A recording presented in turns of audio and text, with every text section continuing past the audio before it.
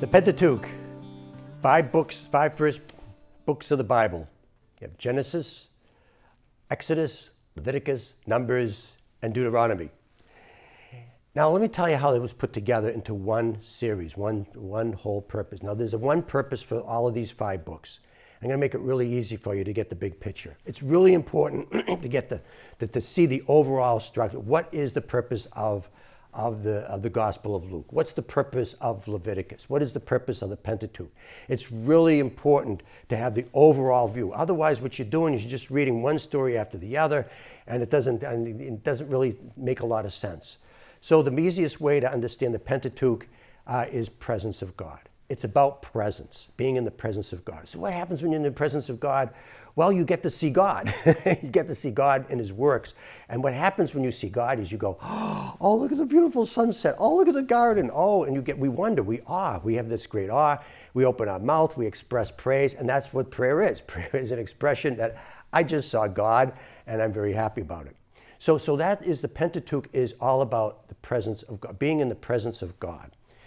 And so let's take the story and why they put these 5 books together to emphasize the presence of God. So we remember when the Israelites, they were shipped out of Babylon by the Babylonians. They took them in exile. Many of the occupants of Jerusalem, they were sadly taken into to Babylon, and there for 50 years they lived there. And Jerusalem just sat there in a destroyed state. After 50 years, the Persians took over leadership and management of the ancient Near East, and they told the Jews and the Judeans, you can go back now to Jerusalem. Well, a lot of them didn't want to go back. They said, well, we're already settled here, 50 years. Who wants to go back to a broken, destroyed city? So Isaiah comes into the picture, and Isaiah says, no, you guys got to go back. You got to go back, because what's going to happen when you go back, you're going to build a temple, and then you're going to see God again in your lives, and God's going to do wonderful things for you. And then when you see God present with you, you're going to marvel, you're going to go awe, and you're going to shout with joy, and all the people around you, all the nations are going to say, what's going on over there? I can hear they're really excited about something.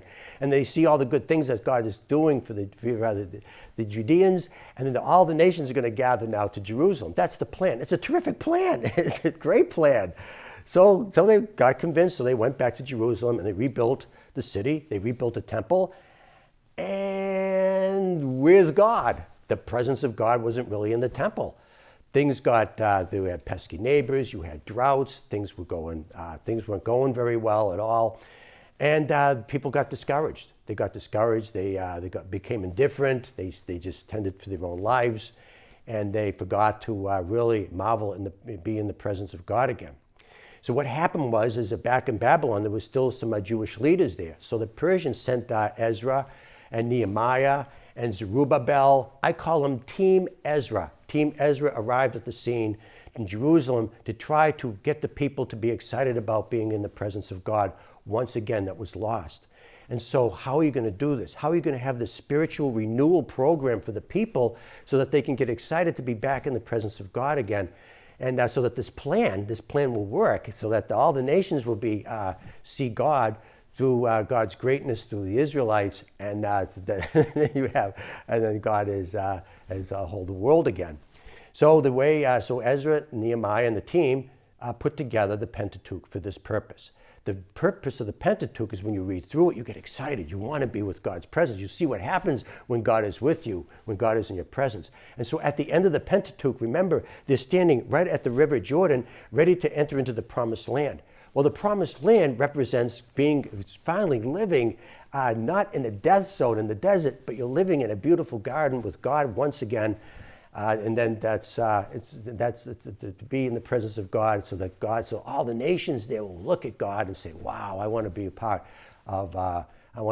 of the people of God." So now in the next video, we're going to look at now Genesis. We're going to take a look at the creation narrative and see how the Pentateuch is really put together, and how we can see prayer in context to this great promise that God is about to give the people.